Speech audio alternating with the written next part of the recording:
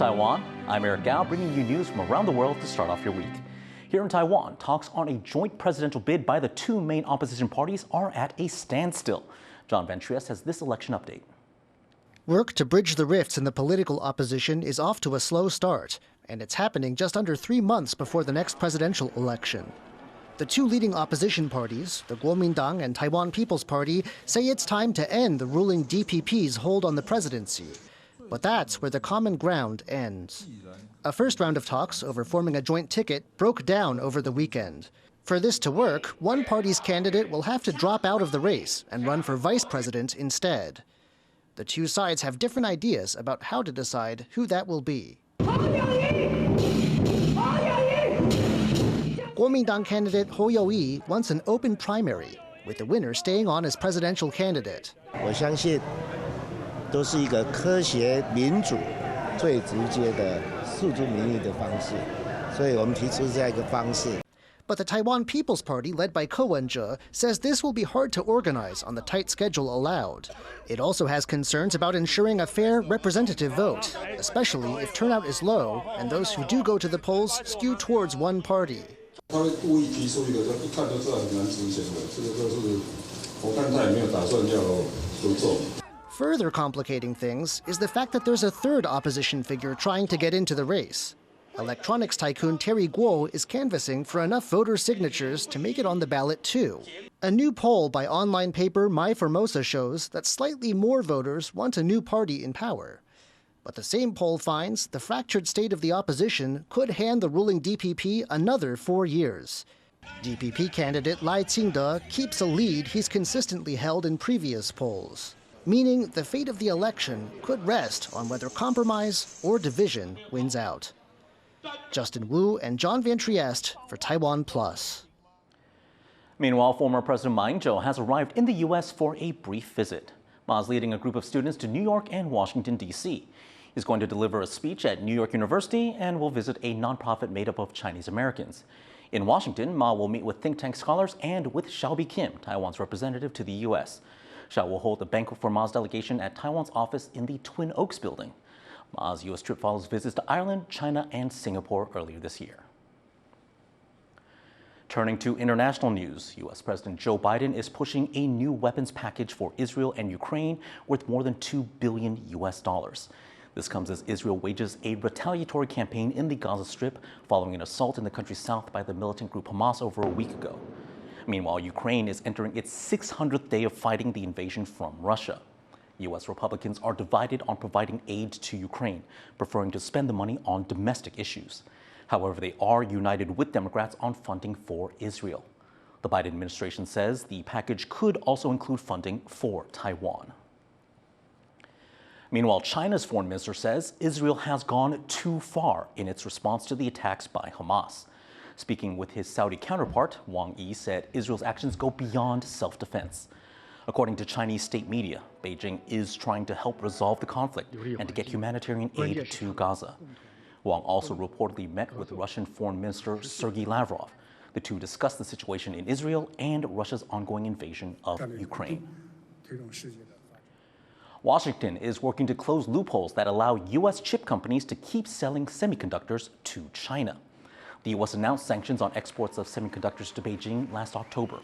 This comes as China is becoming highly dependent on semiconductor imports, spending more per year on chips than on oil. The U.S. restrictions are meant to prevent China from using American chips to strengthen its military. The new policies will still allow exports of chips for consumer products, but high-end semiconductors that the U.S. believes could pose a threat to national security will still be banned.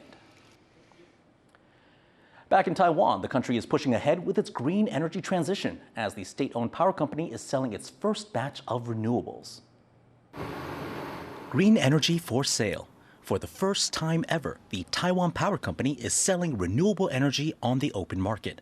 The state-run firm normally buys green energy wholesale from producers and adds it to its energy mix. But now it's giving small and medium-sized businesses the chance to buy green energy directly in a trial auction. 让企业开始习惯，而且能够做自己这样子相关的安排是有必要的。那尤其是我们使用的用电的模式跟再生能源发电的模式要怎么匹配，其实它也是一个需要学习的过程。Taipower will be selling a total of 50 million kilowatt hours of green electricity in 6 lots in 1 to 5 year plans. That power will come mostly from its own generation plants in central and southern Taiwan. The lots will go to the highest bidder, but each winner can only get 1 lot to ensure fairness. Analysts will be closely watching how much the green power sells for. 台建释放出来绿电标售价格都会随着民营绿电平台的价格去做波动，不会差太远。 The sales will take place later this year, with delivery of the green energy to begin in 2024. It comes as local manufacturers are trying to improve their electricity profiles as export markets like the European Union start imposing carbon tariffs. The Economy Ministry hopes this first sale can help boost the country's production of green energy and allow local businesses to meet international requirements. The owners of a factory that caught fire and exploded in September have promised to provide compensation and improve safety. The blaze in Taiwan's far south killed 10 people, including firefighters, and injured 113 others. In addition to offering compensation, owner Launch Technology says it will bring in outside investigators and hire safety experts to prevent another disaster. But this factory did have a history of safety violations, and an emergency management expert says the owners need to draw up a comprehensive plan. 我一直觉得他在这一次的整个应变过程里面，他可能会有计划上面的问题，他可能会有实际训练上面的问题。好的，在这样子的时候呢，我觉得他的方向都是好的，那重点是他有没有办法找到真正的专家来协助他了。 New figures show that the average age of Taiwan's civil defense volunteers is over 50. And as the number of personnel continues to shrink, authorities are stepping up efforts to recruit the younger generation. Jaime Okan reports. Ordinary citizens practicing how to respond to an emergency. Over the past few years, Taiwan has been working to build up its so-called civil defense programs, working more closely with the military and police to learn how to respond to a crisis. Civil defense is different from the military and focuses on how civilians can contribute to protecting the country, like through first aid and keeping key infrastructure running. But new figures show that these programs are struggling to attract and keep personnel. Since 2019, 5 of Taiwan's biggest cities and counties have all seen a net drop in the number of civil defense personnel, all but the city of Taoyuan. And now officials are highlighting concerns over the average age of these volunteers, which is over 50. 20到40岁以上的可用人口去干嘛？去从事打仗或从事国防啊。那剩余的，比如说40到45岁之后呢，才有多余的人力释放出来从事民防啊。Taiwan is a country that needs these volunteers more than most. They can help during natural disasters like earthquakes and typhoons, and in the case of a military conflict. Neighboring China claims Taiwan as part of its territory, and the threat of war has risen in recent years as relations between the two sides worsen. But the drop in volunteers and the high average age of those still signed up are causing officials concern. Civil defense tasks like rescuing injured people and searching for survivors require high physical fitness. It's prompted Taiwan's police force to search for a new generation of volunteers. 现有民防、义警及义交人员49岁以下占34%，较去年增加2%。警政署正积极研议，如加入紧急初级救护与自救等，对年轻人具有吸引力之训练课程。While participation in official civil defense programs is dropping, private organizations have sprung up in recent years to help train everyday Taiwanese on how to respond during an emergency. One of the largest is Kuma Academy, which holds regular classes like these. The group says the government needs to get more people involved in civil defense. 医疗啦，包括交通啊、治安维持啊、通讯的回复啊或替代啊，都会变成是民防可能会触及涉及的业务。以这样的任务为核心，那民防的训练以及人力的招募，应该就可以找到一个方向。 In an increasingly unstable world, Taiwan is learning it needs to prepare for any situation, and that when it comes to civil defense, everyone, regardless of age, has a role to play. Devin Tsai and Jaime Okan for TaiwanPlus. For their pre-wedding photo shoot, one local couple decided to make their pictures especially trashy, but maybe not in the way you'd expect. Tiffany Wong has the story. Taiwan is known for its natural beauty, from its beaches to mountains. But one couple aimed to showcase something different in their photos, the country's overflowing waste problem. Lovebirds Mr. Chu and Miss Xue traveled to the town of Puli to take photos at this temporary trash storage site. 其实不只是埔里，其实很多地方都有，像桃园啊、像竹东啊都有。 Nantou County's temporary storage sites are estimated to have accumulated 240,000 metric tons of garbage, and a facility in Caotun Township in the northwestern part of the county is where most of the trash goes. Without an incinerator to treat waste, the county must transport it outside before disposing of it. However, the trash site is expected to be shut down later this year. 我们外运的量有限啊，所以目前草屯因应鸟嘴潭的工程年底要完成，所以我们必须要把很大的部分都放在草屯的去化。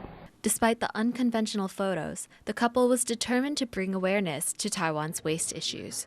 By combining something beautiful like the wedding with the garbage, they hope to encourage more people to help keep the country clean.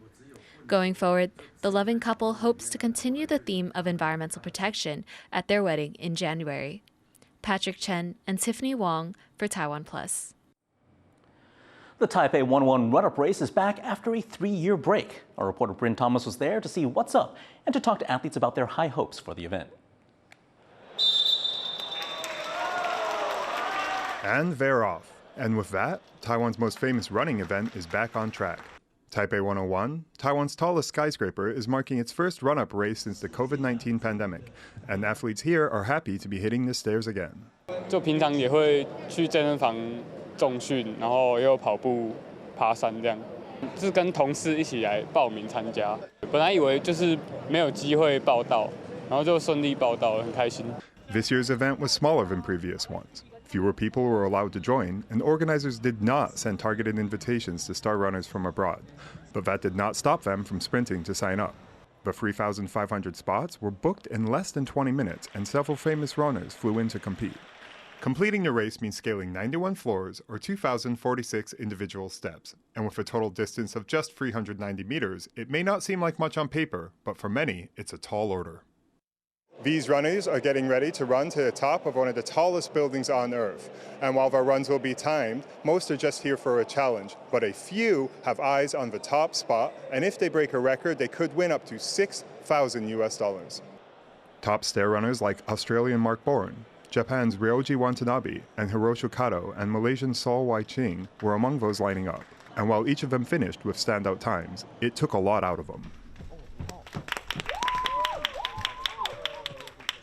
很挑战，它的楼梯的台阶很高，所以比我们一般比赛的高很多，所以比较挑战。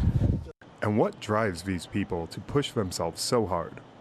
もうとってもきついです。きついけれども、そのきつさがすごいこの競技の魅力なんで、今最高です。どうかなわかんない。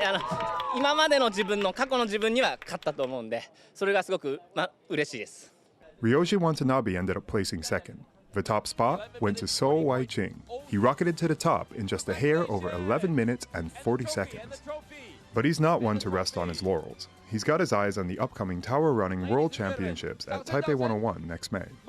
Next year will be the World Championship, so I have to come here this year just to get used to the stairs, because the stairs here is way tougher than any other buildings around the world. While some athletes are already eyeing bigger targets, most of today's runners are just happy to make it to the top and to see Taipei's most famous race back in stride. Alex Chen, Sandy Chi, and Bryn Thomas for TaiwanPlus. Thanks for joining us here on What's Up Taiwan. For more stories from TaiwanPlus, visit our website or follow us on social media. Finally, we've got a sneak peek at the new Frozen attractions at Hong Kong Disneyland. I'm Eric Gao, and I'll see you later.